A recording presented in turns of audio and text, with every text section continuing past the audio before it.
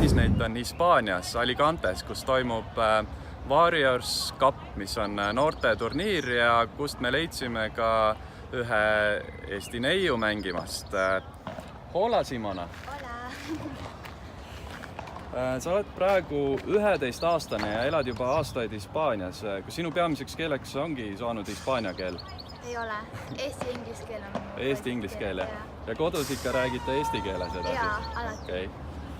Ma tean, et sul on ilus neonkollane reket. Mille järgi selle reketi valisid? Ma ei tea. Mul tegelikult ei ole neonkollane, mul on valge reket. Valge või? Jaa. Ants siis pani praegu tünni mulle. Mul on valge reket, jaa, aga me valisime, kuna ma tundsin palli sellega väga hästi. Ahah, okei. Millal ja kuidas sa tennise juurde jõudsid? Mu isa mängis alati tennist. Ja siis ma mäletan, kui ma väike olin, siis ta tahtis meeldeks sporti. Siis ta pani meid tennist mängima. Ja siis niimoodi mul hakkas rohkem meeldima ja siis lõpuks ma hakkasin rohkem mängima. Ahah. Räägi lähemalt oma treeningutest. Mitu tundi päevas mängid tennist ja mida veel peale tennise põhiliselt teed? 2 tundi enne kooli, siis ma lähen kooli.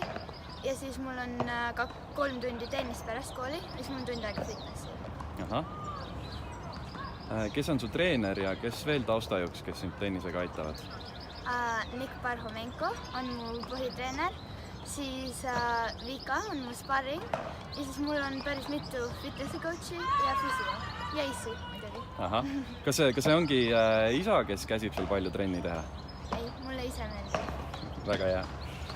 Sinu isa on ka heal tasemel harrastustennisemängija. Kui tihti sa temaga mängid ja mis seis teil täna jääks? Me oleme ainult tie-break'e mänginud ja see on väga tasavägi. Mõnikord mina võidan, mõnikord tema võidab. Sa oled siin turniiril asetusega mängija ja võid vastamisi minna Hispaania esireketiga. Mis on su selle turniiri eesmärk? Ma tahaks selle ära muidugi võita. Ja mulle tegelikult väga meeldiks esimese reketiga vastamine, kuna see on nagu hea challenge. Muidugi. 7 aasta pärast oled täiskasvanuks saanud.